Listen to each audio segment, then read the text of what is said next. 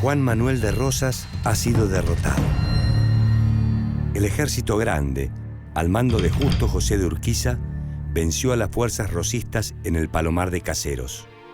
A pesar de lo breve de la batalla, el líder entrerriano encabezó personalmente la caballería. Aunque sabía que su vida podía correr peligro, no le importó. Algo más grande lo motivaba: darle a la Confederación Argentina una constitución. La instalación de la República estaba más cerca, pero todavía faltaban más batallas por librar.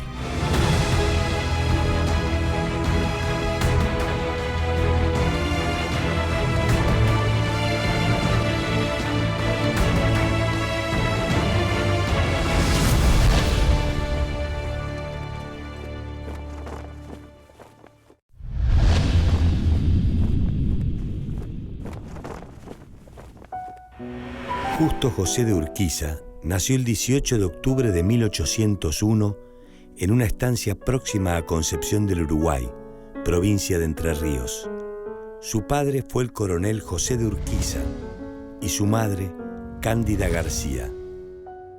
Justo José pasó su infancia junto a sus numerosos hermanos en aquel rincón rural de la provincia. Durante la adolescencia, su padre lo envió a Buenos Aires a fin de que tuviera la mejor educación posible. El joven Urquiza estudió en el Colegio San Carlos entre los años 1817 y 1818. Con el inesperado cierre del instituto, Urquiza se vio obligado a regresar a Entre Ríos. A los 17 años dominaba el latín, la gramática, la teología y la filosofía. Estos conocimientos le permitieron ejercer como notario y procurador en Concepción del Uruguay, ciudad donde se instaló. Al poco tiempo, se dedicó de lleno a la actividad comercial. Se vinculó con el negocio del acopio de cueros, astas y cerdas, los cuales vendía a Montevideo y a Buenos Aires. Aquel muchacho astuto en los negocios reunió una gran cantidad de capital que le permitió comprar tierras. Así, supo convertirse en el más rico de toda la región. Junto con su fortuna, también creció su fama de Don Juan y se lo relacionó con varias mujeres de la alta sociedad entrerriana. Mientras se consolidaba económicamente, Urquiza empezó su camino en la política.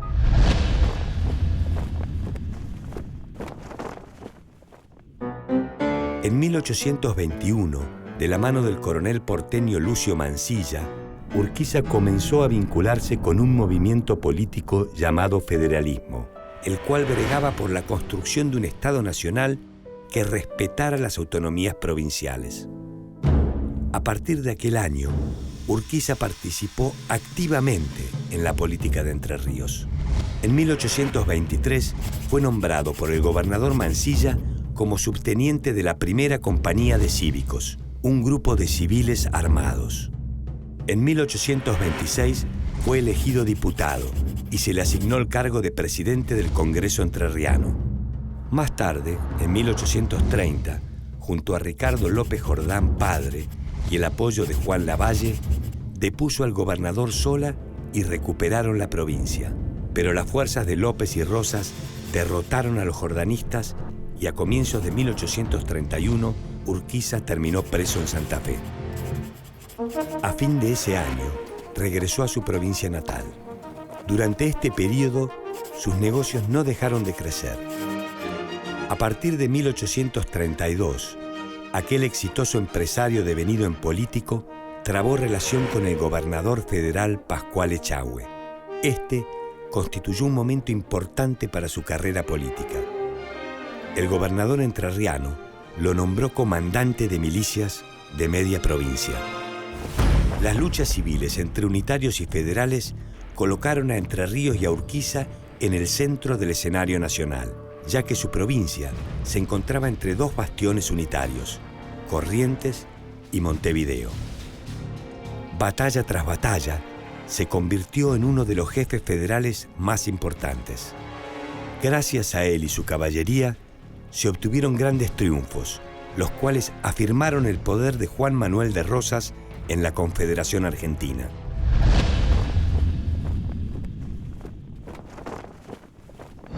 El 1 de enero de 1842, en plena campaña militar, Urquiza fue nombrado gobernador de Entre Ríos. En la banda oriental, el conflicto entre unitarios y federales se había trasladado a la lucha de dos bandos, los blancos y los colorados. Urquiza luchó allí durante 2 años junto a Manuel Oribe, representante del Partido Blanco, contra Fructuoso Rivera, líder de los colorados. Esta disputa finalizó el 27 de marzo de 1845 con la batalla de India Muerta. Rivera se exilió en el Brasil y Urquiza regresó a Entre Ríos. A fin de ese año, la legislatura entrerriana lo volvió a elegir gobernador. Pero como continuaba en campaña contra la unitaria provincia de Corrientes, se vio obligado a gobernar desde su campamento militar. Desde allí, decretó una gran cantidad de medidas. Ordenó la construcción de represas para controlar las sequías. Impulsó la agricultura y la ganadería junto con las fábricas de ladrillos, molinos, herrerías y saladeros. Estimuló la publicación de diarios. Por otra parte, fomentó la educación a través de la instalación de bibliotecas y el envío de estudiantes entrerrianos a las universidades de Córdoba y de Buenos Aires. En 1849 creó el Colegio del Uruguay, en Concepción, el cual adquirió rápidamente prestigio como el más avanzado del territorio nacional. Aunque a nivel político Urquiza se mantuvo federal, abrió su provincia a proscriptos rosistas sin preocuparse por si eran federales o unitarios. La economía de la provincia crecía debido a las exportaciones de carne salada y cueros. Sin embargo, la obligación que tenían los barcos de pagar impuestos en Buenos Aires perjudicaba a la provincia. Urquiza comenzó a pensar que la única forma de frenar este abuso porteño era una constitución que plasmara el ideal federal y estableciera reglas igualitarias para todas las provincias. Sin embargo, el gobernador bonaerense Juan Manuel de Rosas no estaba dispuesto a negociar ningún cambio que pudiera acabar con la posición económica y política privilegiada de Buenos Aires. Esta discrepancia de pensamiento desencadenaría un fuerte conflicto.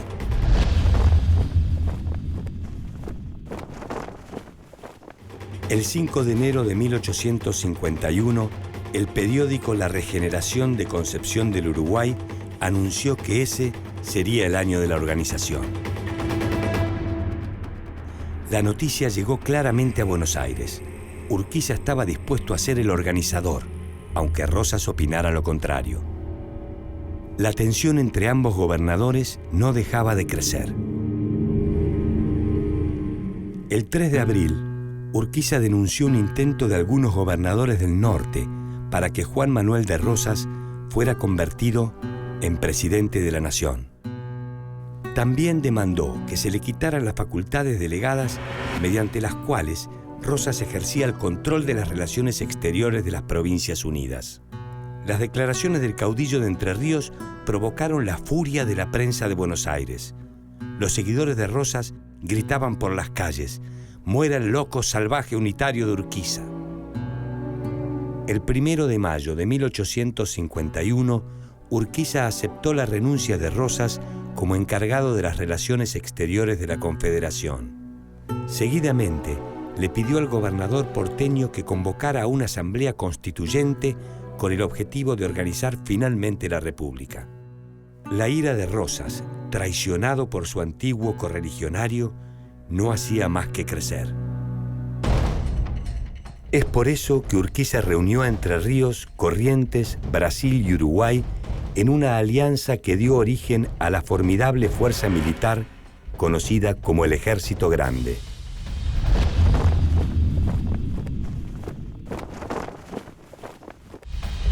El 3 de febrero de 1852, en el Palomar de Caseros, las dos fuerzas entraron en choque.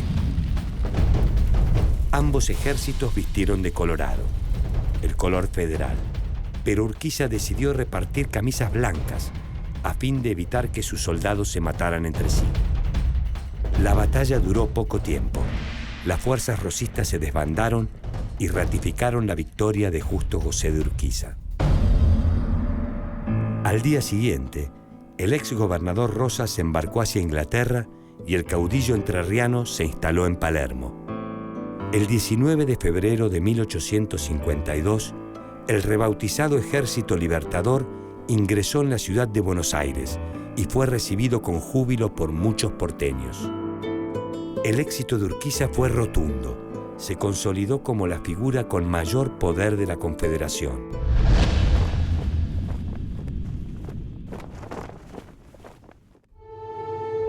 Durante su estadía en Buenos Aires, Urquiza convocó a las provincias para una reunión en San Nicolás.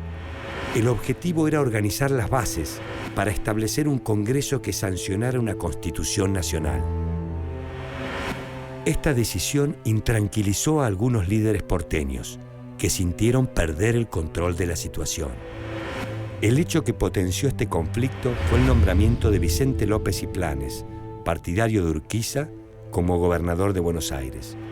Este desplazó a Valentín Alsina, representante de los grupos porteños que no querían que la provincia perdiera el liderazgo frente al interior. El 29 de mayo de 1852, los gobernadores congregados en San Nicolás designaron a Urquiza como director provisorio de la Confederación Argentina. La segunda medida que tomaron fue realizar un congreso constituyente con representación igualitaria de todas las provincias. Estos puntos irritaron a los líderes porteños, quienes temían perder su principal fuente de ingresos y poder, la aduana.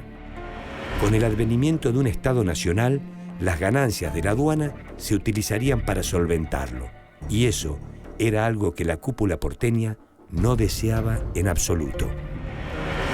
En Buenos Aires se produjeron intensas discusiones, y el gobernador Vicente López y Planes tuvo que renunciar. El 25 de julio de 1852, Urquiza asumió el mando directo de Buenos Aires.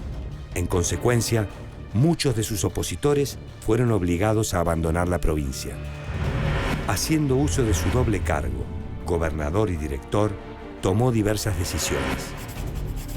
Nombró embajadores en los principales países del momento y reconoció la independencia del Paraguay. Dictó un reglamento de aduanas que aseguraba la libre navegación de los ríos, por el cual se daba respuesta a un reclamo histórico que les aseguraba a las provincias del litoral igualdad en el mercado mundial con respecto a Buenos Aires. Antes de dejar la ciudad porteña, Urquiza indultó a todos los que habían tenido que exiliarse y les permitió regresar. Sin embargo, cuando estos volvieron a Buenos Aires, se encargaron de provocar una revolución separatista. Buscaban boicotear el Congreso Constituyente de Santa Fe y acabar con Urquiza. El entrerriano estaba dispuesto a reprimir duramente la revolución, pero decidió que era prioritario dictar la Constitución y organizar el país.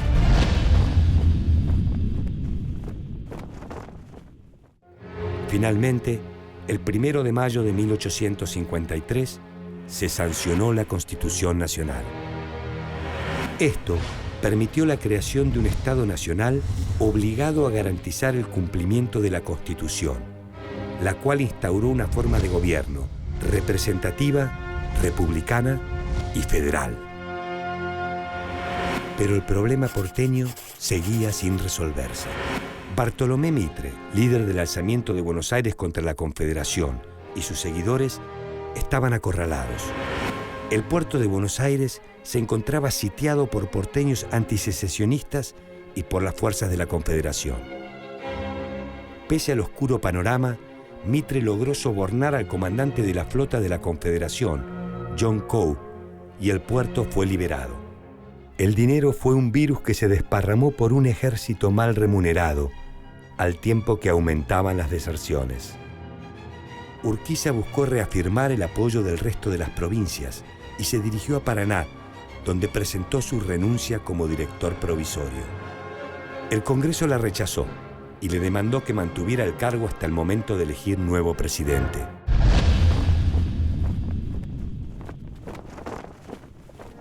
El resultado de la votación determinó por 94 votos sobre 106 posibles que Justo José de Urquiza fuera nombrado presidente de la República Argentina. Como vicepresidente, se designó a Salvador María del Carril, un antiguo unitario. 27 años después de la caída de Bernardino Rivadavia, la Argentina tenía un presidente constitucional de perfil federal y un vicepresidente unitario. Esta comunión de visiones políticas distintas era el símbolo de una nueva etapa para el país. El 5 de mayo de 1854 juraron sus cargos en la ciudad de Santa Fe ante el Congreso. Seguidamente, se encaminaron hacia la capital provisoria, ubicada en Paraná.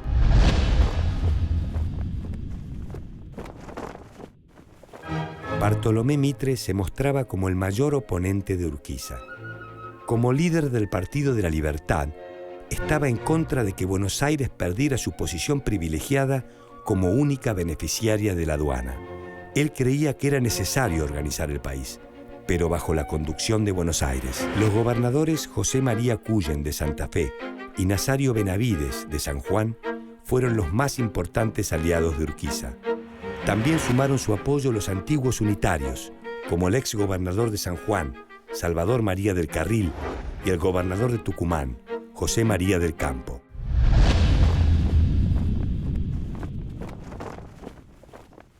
Mientras tanto, en el mundo se sucedían distintos acontecimientos. En los Estados Unidos se fundó el Partido Republicano, que tenía como objetivo principal la abolición de la esclavitud y el proteccionismo industrial. En pocos años, la defensa de estos ideales llevó al país del norte a una feroz guerra civil. En Europa, Rusia se enfrentaba a una alianza compuesta por Turquía, Inglaterra y Francia. Los rusos intentaban avanzar sobre el Mediterráneo, pero finalmente fueron vencidos por la coalición. Este conflicto puso de manifiesto que el desarrollo industrial era decisivo para ganar una guerra. Del otro lado del Río de la Plata, 4.000 soldados brasileños ingresaban en tierras uruguayas en apoyo del presidente Venancio Flores, del Partido Blanco. Este quería evitar una revolución de los opositores colorados. Argentina e Inglaterra realizaron gestiones diplomáticas a fin de evitar que Uruguay fuera incorporado al Brasil, y en 1855 lograron el retiro de sus fuerzas militares.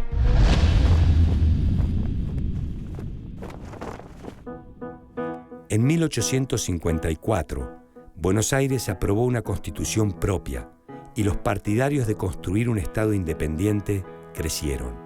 Las inversiones fluían, al igual que los negocios. En la Confederación, los recursos eran escasos. Sin embargo, Urquiza y del Carril llevaron adelante una importante labor. Contrataron a destacados naturalistas y geógrafos con el fin de establecer un mapa oficial del territorio y fijar los límites con otros países. También se encargaron estudios para establecer una traza del futuro ferrocarril de Rosario a Córdoba, que posteriormente serían ofrecidos a empresas privadas para su construcción. En Paraná, la capital de la República en ese momento, se creó un museo, un archivo general, una oficina de estadística y la biblioteca del Congreso. Sin embargo, en materia de derechos, no se logró establecer una Corte Suprema y los avances en la organización de la justicia federal fueron escasos, sobre todo por la falta de abogados. La gestión de Urquiza también abarcó proyectos de colonización agrícola, como el de Colonia Esperanza en Santa Fe y Colonia San José en Entre Ríos. De esta forma, intentaban poblar con inmigrantes las zonas más cercanas a las ciudades para diversificar la economía, al tiempo que se buscaba que fueran un ejemplo de progreso para la población nativa.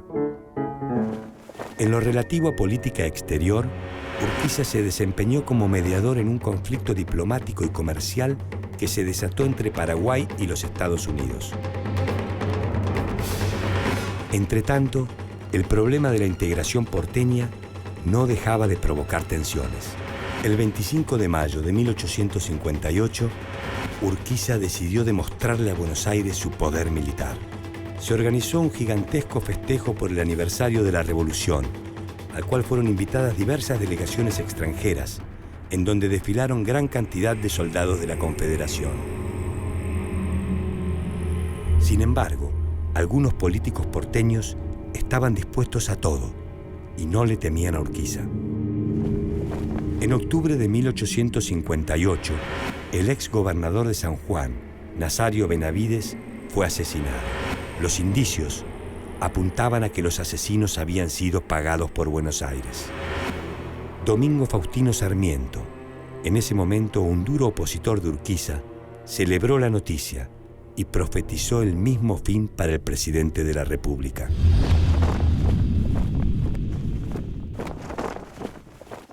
El 20 de mayo de 1859, el Congreso Nacional autorizó por ley al presidente Urquiza para resolver el problema de Buenos Aires por vía pacífica o por la guerra. Porteños y confederados se enfrentaron furiosamente el 23 de octubre de 1859 en Cañada de Cepeda. Al mando del ejército de Buenos Aires se hallaba Bartolomé Mitre, mientras que del lado republicano se encontraba Urquiza. En el transcurso de la batalla, las fuerzas al mando del entrerriano vencieron rápidamente a las porteñas, quienes, por orden de Mitre y aprovechando las sombras de la noche, emprendieron la retirada. Sobre el campo de batalla quedaron 500 muertos, 2.000 prisioneros, 20 cañones y una enorme cantidad de fusiles. Cuando Mitre arribó a la ciudad, fue recibido con grandes festejos, a pesar de que se había tratado de una evidente derrota. Urquiza avanzó hacia la ciudad, pero la aparición de Francisco Solano López, hijo del presidente paraguayo, quien se ofreció como mediador, detuvo una nueva batalla. El 11 de noviembre, con la firma del Pacto de Unión Nacional en San José de Flores, concluyeron las negociaciones. Buenos Aires se declaró parte de la Confederación y renunció al manejo de las relaciones exteriores, al mismo tiempo que se acordó la nacionalización de la aduana.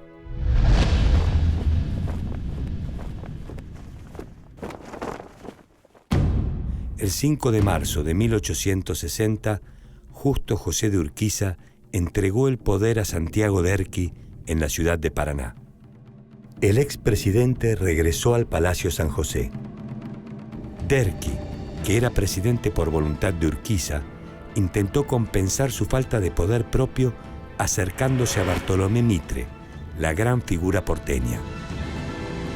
Sin embargo, los intentos mitristas de imponer gobernadores aliados en las provincias del interior, alentando revueltas y asesinatos, condujeron a un enfrentamiento militar. Buenos Aires no se resignaba a ser una provincia más entre otras. O gobernaba un representante de sus intereses, o no gobernaba nadie.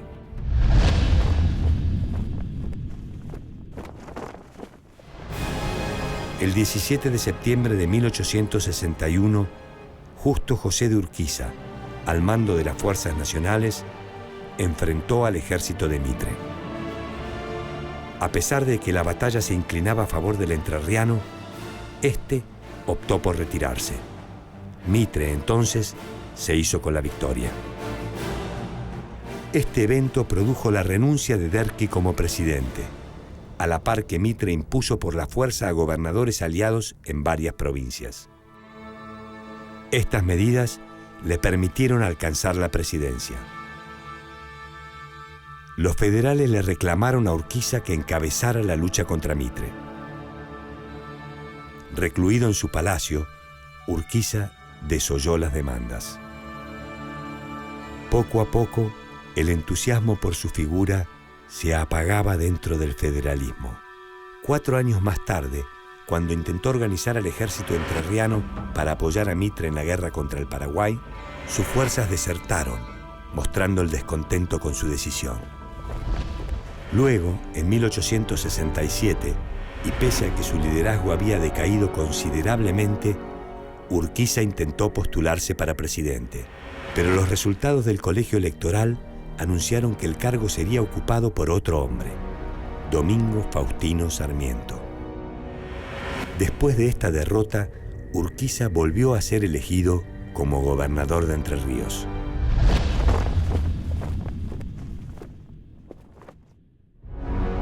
En 1870, Urquiza tomó una decisión que sellaría definitivamente su destino.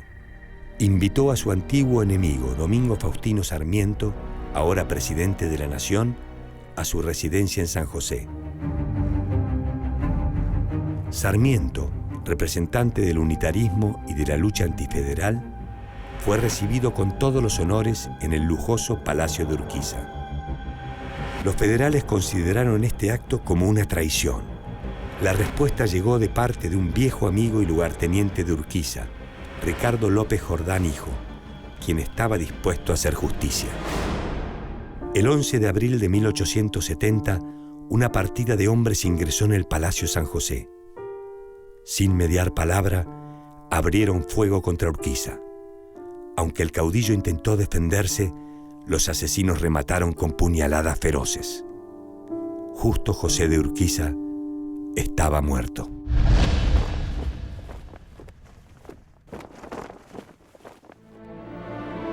Justo José de Urquiza fue una figura controvertida, federal, librecambista, impulsor de la ciencia y el conocimiento.